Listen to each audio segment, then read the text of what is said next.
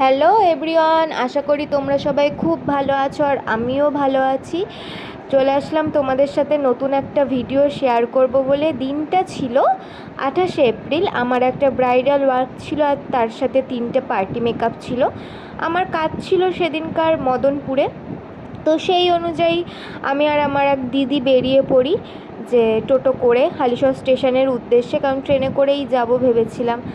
আর যা গরম পড়েছে তোমরা তো বুঝতেই পারছো, কি আর বলবো। যাই হোক, কিন্তু সেদিন দিনটা শুরুটাই যে এরকম হবে কোনোদিনও ভাবিনি, আর আমার সাথে এরকম কোনোদিনও হয়নি।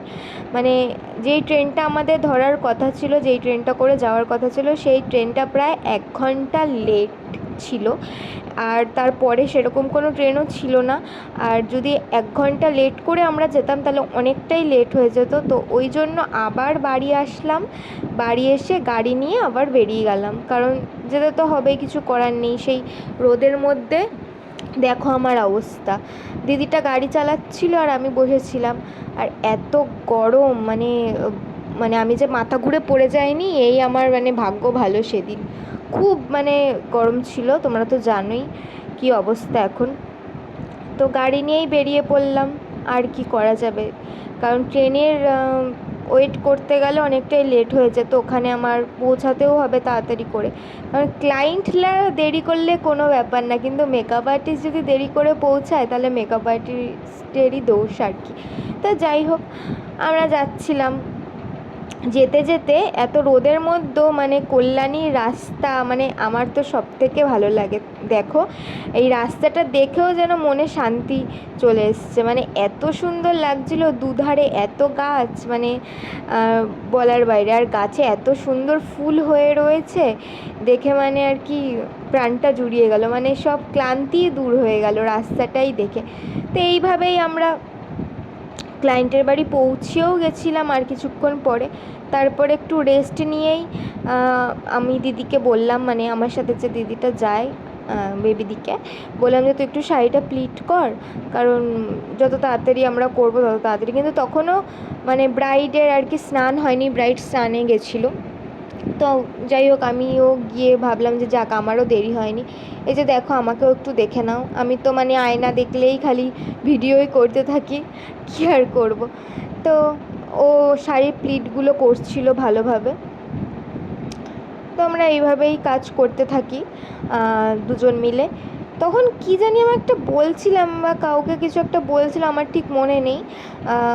কিছু একটা কথা বলছিলাম যে দেখো আমি কাকে একটা কি বোঝাচ্ছি ভালোভাবে, আর এদিকে আমার ক্যামেরা অন। তো যাই হোক, কী আর করা যাবে, তোমরা এরমভাবেই মানিয়ে নিও। আর ঘরে ফ্যান চলছে, তো ফ্যানের খুব আওয়াজ হচ্ছিল, একটু মানিয়ে নিও আর কি। দেখো এখানে সব অ্যারেঞ্জ করে নিয়েছিলাম, সব ছড়িয়ে ছিটিয়ে বসে পড়েছি যে সাজাবো বলে। এই যে আমার ব্রাইড চলেও এসছে, একদম খুব মিষ্টি ব্রাইড। আমি তাই বললাম তোমাকে একটু বিফোর আফটার নিয়ে নিই, কারণ আমার মোটামুটি আই মেকআপ আর বেস কমপ্লিট। তো আর কিছুটা কাজ বাকি ছিল, তো আস্তে আস্তে এইভাবেই করছিলাম। আর তাড়াহুড়োও ছিল তার সাথে, যে তাড়াতাড়ি কমপ্লিট করে আবার পার্টি মেকআপ করতে হবে। আর দিদি আমাকে বলেই দিয়েছিল যে একদম সিম্পলের উপরে সাজাতে, আর কলকাটাও যেন একদম সিম্পলের উপর হয়, সেইভাবেই করার চেষ্টা করেছি। তোমরা জানিও কীরকম হয়েছে। আর দিদির তো খুব পছন্দ হয়েছিল। দিদির রিভিউটা আমি সেদিন নিতে পারিনি, কিন্তু দিদি SMS-এ আমাকে বলেছিল মেসেজে যে দিদির সাজটা খুব পছন্দ হয়েছে, একদম ন্যাচারাল চেয়েছিল। তো তোমরা দেখো, আমার পুরো মেকআপটা কমপ্লিট, আর একদম হাইলাইটার আর ব্লাশ একদম মিনিমাম, যেটা না দিলেই নয় সেরকমই দিতে বলেছিল। তো আমি সেই অনুযায়ী কাজটা করেছিলাম। তো তোমরা অবশ্যই জানিও যে আমার কাজটা কীরকম লেগেছে তোমার। অ্যাটলাস আমি টোপরটাও পরিয়ে দিই, তোমরা আমাকে কিন্তু অবশ্যই জানিও তোমাদের কাজটা কীরকম লেগেছে। আর তোমাদের তো ব্রাইডের সাথে সাথে একটা গানও শোনাতে হয় এত সুন্দর ব্রাইডের জন্য। তো চলো তোমরা একটু শুনে নাও।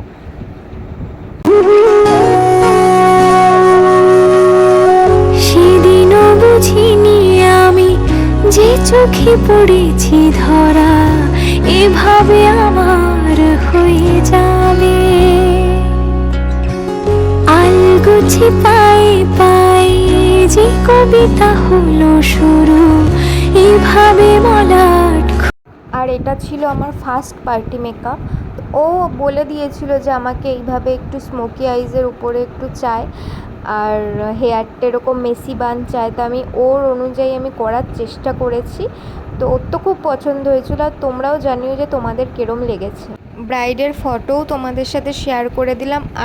আর দুটো পার্টি মেকআপ করেছিলাম, ওই দুটো পার্টি মেকআপের ফটো আমি তোমাদের সাথে শেয়ার করলাম, কারণ কোনো রকম কোনো ভিডিও আমি নিতে পারিনি।